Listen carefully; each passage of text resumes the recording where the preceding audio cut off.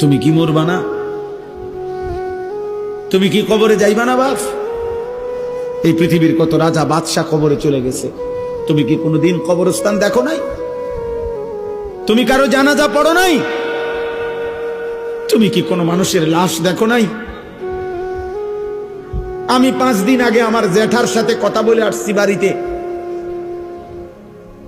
খোঁজ খবর নিছি। 5 দিন পরে আমার জ্যাঠা মারা গেছে।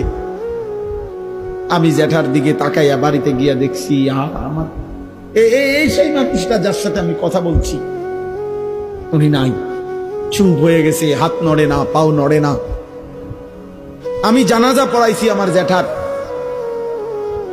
তো জানাজার আগে আমি আমার জ্যাঠার কবরটা খালি, তখন কবরে রাখে নাই।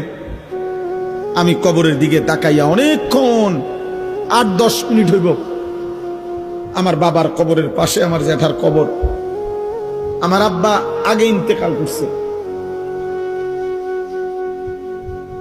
আমার জ্যাঠার কবরের দিকে তাকাইয়া অনেকক্ষণ খালি কবরের দিকে তাকাইয়া ছিলাম। তাকাইয়া আমার মনে হইল কবর যেন আমারে ডাক দিয়ে বলছে, আনিস,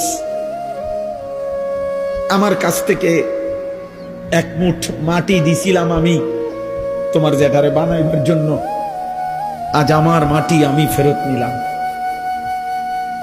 ওয়াফিহা নুঈদুকুম, নওজোয়ান, তোমার মাটি মাটির কাছে ফেরত চলে যাবে।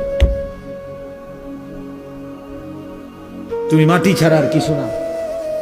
তোমার এই চোখ, নাক, কান, হাত, পাও, হ্যাঁ, এটা চোখ, নাক, কান, মাটি। মাটি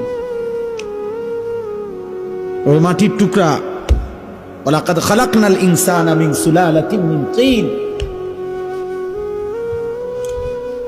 আল্লাহ বলছে শুকনো মাটি থেকে, ঠনঠনে মাটি, আমি সেখান থেকে মানুষকে সৃষ্টি করেছি। তুমি মাটির একটা টুকরা ছাড়া আর কিছু না।